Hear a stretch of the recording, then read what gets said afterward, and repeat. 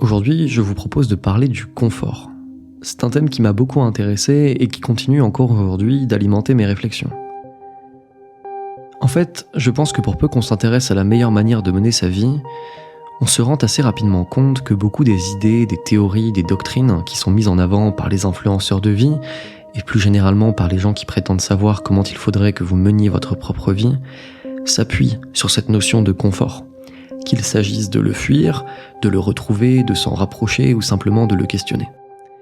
Le thème du confort est latent, il est toujours sous-jacent dans nos préoccupations quotidiennes. Je vous propose donc de plonger dans ce que le confort dit de nous, en tant qu'individu aussi bien qu'en tant que société.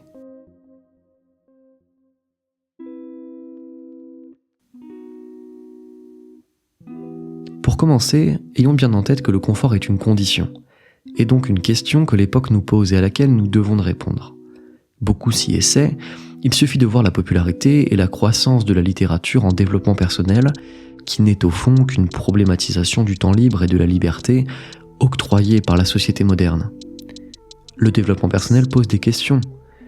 Que pouvons-nous bien faire de ce temps, de ce nouveau temps libre ? Comment devons-nous traiter ce confort ambiant dans lequel nous baignons ? Je pense que le développement personnel est presque unanimement orienté autour de ces questions qu'il complexifie volontiers et à outrance. Concernant la définition du confort, je ne le pense pas comme une condition élitiste ou bourgeoise, mais bien comme une configuration qui englobe et recouvre l'ensemble de la société, indépendamment des classes sociales, une donnée qui nous concerne tous, qui modifie nos comportements et nos schémas de pensée. Le confort est un phénomène total, comme l'est le numérique, l'individualisme, le narcissisme ou l'ensemble des phénomènes de société. D'ailleurs, il y a fort à parier que si vous écoutez cet épisode, vous êtes tout comme moi, tout comme des centaines de millions d'Occidentaux, plongés dans ce confort perpétuel et englobant. Le confort est une conséquence donc, généralisée, celle de la modernité, du développement de la technique et bien sûr du capitalisme. C'est lui qui rend la vie plus légère, qui nous rend mobiles, qui satisfait nos besoins en quelques mouvements de pouce et qui rend notre vie en dernier ressort plus simple et agréable. C'est de ce confort-là que je vous parle.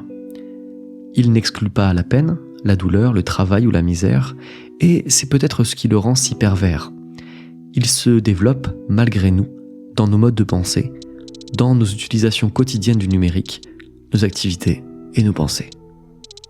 Toute la question est donc de savoir ce que ce confort nous fait et surtout, comment nous devons nous positionner par rapport à lui.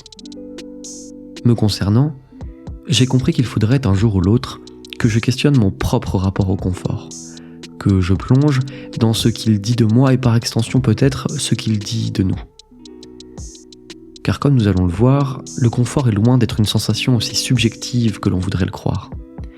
Il se pourrait même qu'il soit un dénominateur commun, une condition qui nous rassemble et nous définit, quelque chose de plus profond qu'il n'y paraît.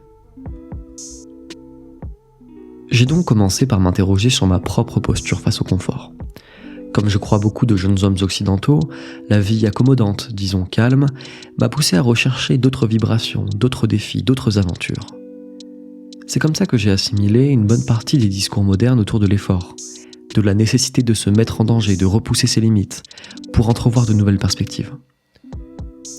Ces idées, alors nouvelles, plaisent d'autant mieux que notre vie quotidienne est, en dernier ressort, dénouée de tout véritable défi, de toute envergure, de toute nécessité d'excellence, en dehors de celle que l'on s'impose soi-même. Mais nous y reviendrons.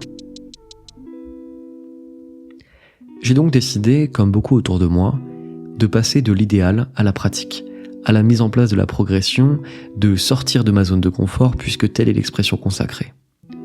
Je pensais ainsi accéder à une nouvelle productivité, transcender ma force de travail et de création en sortant de cette société dite du confort. C'est souvent ici que s'arrête la réflexion. On se contente de dire que nous baignons dans un confort vital, que nous devons nous forcer à en sortir et que c'est le prix à payer pour accéder à une nouvelle facette de l'existence. Fin. Mais je crains que les choses ne soient pas si simples. Je n'étais pas satisfait de cette réponse. Je ne pouvais arrêter de m'interroger. Étais-je véritablement sorti du confort et pourquoi ? Pour une vie millimétrée ? Parfaitement ordonnée, sans vagues ? Était-ce bien cela ? Fuir le confort ?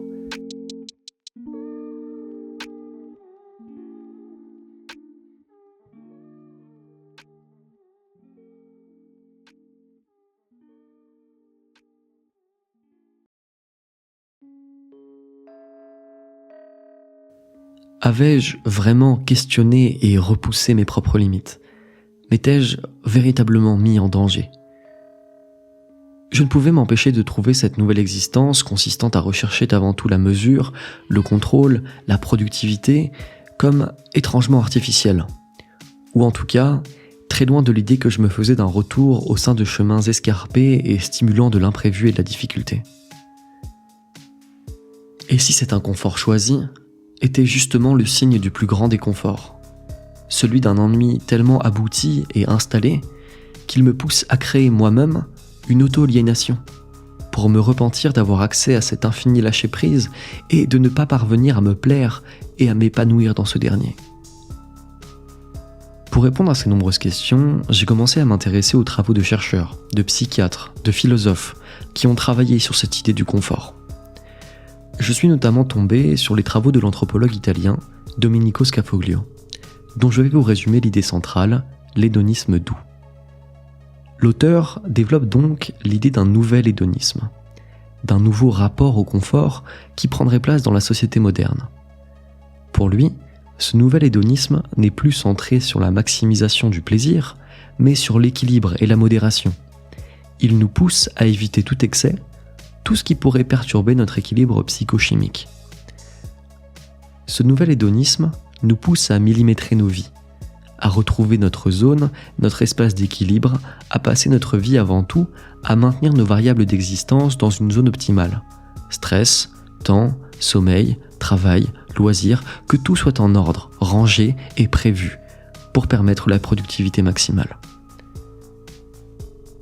En croyant m'élever par l'effort, je ne faisais au fond que faire évoluer ma définition du confort. Je passais de la satisfaction du moindre de mes désirs au maintien d'une productivité accrue. Mon référentiel est passé de l'excès et du plaisir satisfait à la production et à l'équilibre maintenu. Voilà tout.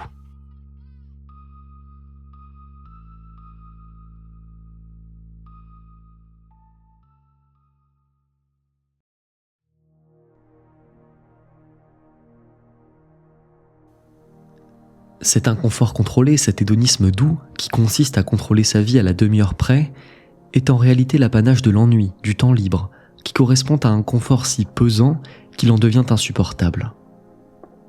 Ne supportant plus le confort pesant d'une vie sans vagues, je réglemente ma vie, je m'impose en inconfort, car il reste en vérité, en dépit de tout, le plus confortable pour me sentir à nouveau bien. Si je vous parle de moi, c'est parce que je pense que je ne suis pas le seul à être dans ce cas. Je pense que nous sommes très nombreux à nous interroger sur la meilleure manière de mener nos vies, d'avancer sur nos projets, de changer graduellement nos habitudes pour tendre vers plus de réussite. Si le confort vous pose problème, si vous le ressentez comme un obstacle vers des chemins inexplorés, je crois que la réponse que nous offre l'époque, celle d'une maîtrise et d'une surveillance de soi dans un culte de la productivité, fruit des doctrines anglo-saxonnes par ailleurs, n'est ni viable ni tenable. Ce que l'époque nous propose au fond, c'est en quelque sorte de passer presque du jour au lendemain du Dionysos, vautré dans le confort mais insatisfait de lui-même, à l'Apollon, tenu par ses rêves de grandeur, menant une vie prétendument réglée au millimètre, recherchant l'inconfort mais l'inconfort choisi, sur le triptyque mesure, modération et renoncement. Le bien-être ne réside plus dans la débauche ou dans l'abus, mais dans la restriction choisie, nous dit-on. Pour ma part, je ne pense pas qu'il y ait plus grand confort que ce dernier stade. Celui que l'on voit fleurir sur les réseaux sociaux, notamment sur Instagram, le stade de l'Apollon, vantant une vie hygiénisée jusqu'au possible, une vie parfaitement réglée, qui laisse le temps et la liberté de s'imposer de nombreuses codifications, à soi-même et pour soi-même. Oui, car au fond, à quoi sert cette vie rangée, cette fuite du confort, si ce n'est à se préserver, si ce n'est à se développer. Mais vers quoi ? Une meilleure version de soi-même, nous dit-on. Tout ça pour ça, un petit confort narcissique et rabougri. Personnellement, je refuse de croire qu'ici se trouve l'aboutissement de nos vies d'hommes. Passer sa vie à la rigidifier pour fuir un confort dans lequel nous vivons de toute façon malgré nous, tout ça pour alléger la culpabilité discrète de vivre une existence de satisfaction. Nous pouvons sortir de notre confort, je veux dire vraiment en sortir, mais autrement. Certainement, je pense par la création. J'ai pour ma part l'impression qu'il y a bien plus d'inconfort dans l'exploration de soi, dans la difficulté presque insurmontable que représente la mise au monde d'une idée nouvelle, que dans n'importe quelle autodiscipline. Pire, je pense que la création nécessite dans son acte final une certaine légèreté, un je ne sais quoi de dionysiaque que la réglementation de l'existence rend difficilement accessible. Le problème de cet hédonisme doux, c'est qu'il pense la rigidification de la vie comme une fin en soi. Elle n'est ni vantée ni pensée comme une manière de se rapprocher de la grande œuvre, celle que l'on dépose dans le monde comme le cadeau d'une existence vouée au travail, mais simplement comme hygiène de vie, comme fin en soi. La rigueur et l'autodiscipline deviennent l'art, que les mortels, les faibles d'esprit, les dionysiaques nous envient, eux qui se vautrent dans le confort perpétuel, nous qui en sommes sortis. Mais que faisons-nous ? Si ce n'est nous distancier pour nous distancier, nous imposer des contraintes pour crier au monde que nous nous imposons des contraintes. Je ne crois à la discipline et à la surveillance de soi que comme moyen, pour atteindre un but préalablement défini. Un rêve, un artefact, un objet d'art, qu'importe, quelque chose qui a vocation à s'inscrire dans le monde. Cultiver l'excellence et la discipline pour rester dans un équilibre de vie constant, comme beaucoup le font, revient à courir sur un tapis de course en espérant profiter des magnifiques paysages et arriver en haut d'une montagne. L'effort peut être parfaitement simulé. Il peut même dépasser en intensité l'effort réel que constitue une excursion sauvage. Mais il restera à jamais vain. La roue tourne dans le vide, l'esprit se discipline en vain. Au fond, peut-être que la réponse se trouve dans la conjonction des deux attitudes. Dionysiaque est détendu, Apollon est dédié, mais pas à soi, à l'art. Voilà peut-être la formule gagnante. Faut-il alors se distancier du confort ? Certainement. Mais peut-on le faire par la discipline seule ? J'en doute. Par la création et la discipline que celle-ci suppose ? Je pense que oui. Toute création est douloureuse. Toute création est inconfortable, par le risque, par la discipline et par la liberté qu'elle nécessite. Voilà qui est dit.